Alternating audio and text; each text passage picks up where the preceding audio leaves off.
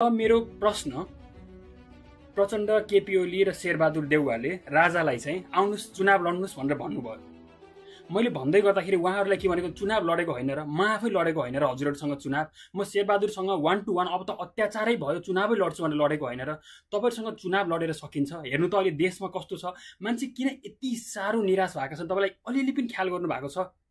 अत्याचारै भएको छैन अहिले? डडेलधुरामा गएर म चुनाव लड्दै गर्दाखेरि चुनाव जित्न सकिन्छ जस्तो लाग्छ? तपाईलाई लाग्छ? शेरबहादुरजी तपाईँ आफैले भन्नुस् त, तपाईले कतिसम्म गर्नुभयो त्यहाँ? पैसा बाँड्ने कामदेखि लिएर रिसोर्टमा बसेर तपाईले मोज मस्ती गरेर गाउँ गाउँमा खसी बाख्रा काट्नु भयो नि त? काट्नुभयो कि काट्नु भएन? मनमा आत्मामा हात राखेर भन्नु त। तपाईको चुनावी कमान्ड डडेलधुरामा कसले सम्हालेको थियो? ठेकदारले सम्हालेको होइन तपाईको चुनावको कमान्ड सबैले।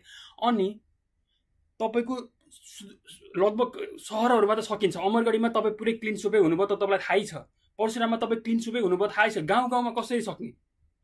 मैले पनि के गरे भन्दै गर्दाखेरि गाउँमा तपाईहरुको भ्रष्टाचारको पैसासँग कसरी लड्ने? अझ अहिले त देशमा चरम निराशा हुनुको अर्को प्रमुख कारण के भन्दै गर्दाखेरि तपाईका कार्यकर्ता बाहेक देशमा अरु कोही पनि बाँच्नै नसकिने स्थिति भयो। म जस्तै सबै बाहिरिए।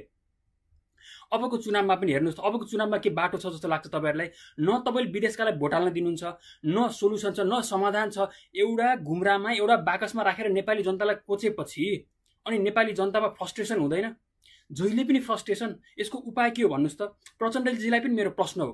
तपाईले हेर्नुस् त, भाग्दा भाग्दा भाग्दा भाग्दा उहाँ गोर्खाको कुनामा गएर जम्मै पिटपाट गरेर ठक ठाक गरेर चुनाव जितेको होइन? अझै चुनाव आउ लड्ने भन्ने तपाईले लाज शरम लाग्दैन हजुरहरुलाई?